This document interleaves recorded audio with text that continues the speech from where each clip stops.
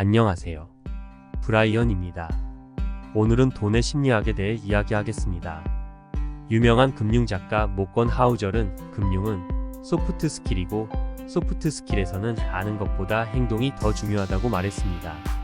이 소프트 스킬을 가리켜 돈의 심리학이라 부릅니다. 우리는 돈을 물리학과 비슷하다고 생각하는 반면 심리학과는 비슷하지 않다고 여깁니다. 그러나 투자는 과학이 아닙니다. 수많은 사람들이 한정된 정보를 가지고 자신의 행복에 엄청난 영향을 미칠 사안에 대해 불완전한 의사 결정을 내리는 일입니다. 그러니 똑똑한 사람들도 예민하고 탐욕스러워지며 편집증을 갖게 됩니다. 물리학자 리처드 파이먼은 이런 말을 했습니다. 전자의 감정이 있었다면 물리학이 얼마나 더 어려웠을지 상상해보라. 그러나 투자자들은 감정이 있습니다. 그렇기 때문에 투자자들의 과거 행동의 기초에서 미래의 행동을 예측하기는 어렵습니다. 미래에 일어날 가장 중요한 경제적 사건에 대해 과거는 가이드를 거의 주지 않거나 전혀 주지 않거든요. 그것들은 유례가 없는 사건이 되곤 합니다. 유례가 없기 때문에 우리는 준비가 되어 있지 않을 테고 해당 사건이 큰 영향을 끼치는 이유입니다. 세상에는 예측 불허한 일들이 생깁니다. 코로나19를 보세요. 그 어느 누가 예측을 할 수 있었나요? 앞으로 미래 불확실성은 더 늘어날 것입니다.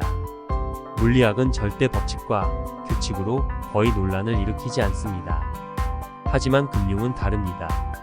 금융은 사람들의 행동을 따르기 때문입니다. 특히 주식시장은 사람의 심리에 따라 움직이는 시장판이라고 생각하면 됩니다. 그것도 전 세계 수억 명의 사람들이 참여하는 돗대기 시장입니다. 돈에 대한 당신의 경험은 세상에서 실제로 일어난 1.00000000001%와 당신이 머릿속으로 세상의 원리라고 생각하는 내용 80%로 구성되어 있습니다. 그러니 똑같이 똑똑한 사람도 경기 침체가 왜 일어나는지, 돈을 어디에 투자해야 하는지, 투자 위험은 얼마나 감수해야 하는지 등등에 대해 의견이 다를 수 있습니다. 겪어봐야만 이해할 수 있는 교훈도 있죠. 개별 투자자의 위험 선호도는 개인의 경험에 크게 좌우됩니다. 지능도 교육도 아닙니다.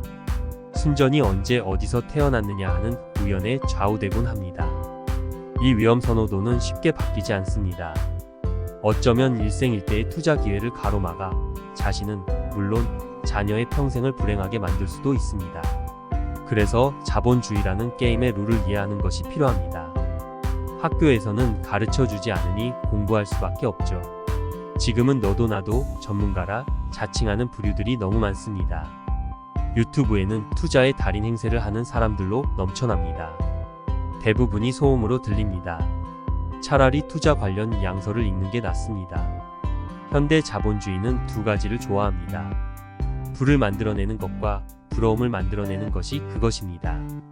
이 두 가지는 서로 함께 가기 때문에 다른 사람과 자신을 비교하면 그 천장은 너무 높아서 사실상 아무도 닿을 수 없습니다.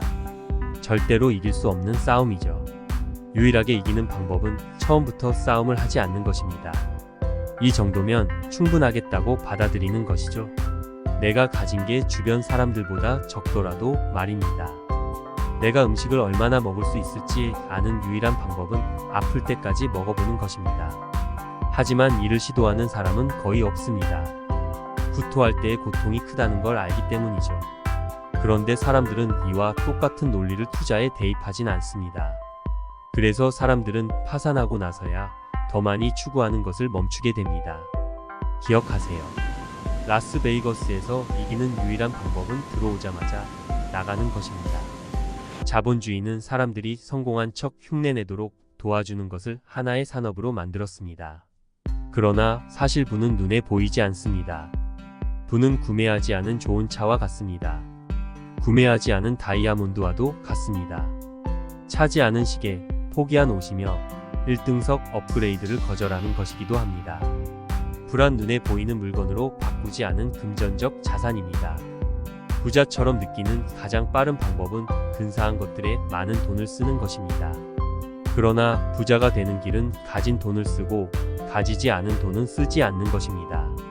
자산 부자 웰시와 소비 부자 리치의 차이를 이해해야 합니다. 소비 부자는 주변에 흔합니다. 그러나 부는 숨어 있습니다. 쓰지 않은 소득입니다. 그래서 자산 부자의 롤모델을 찾기 어려운가 봅니다.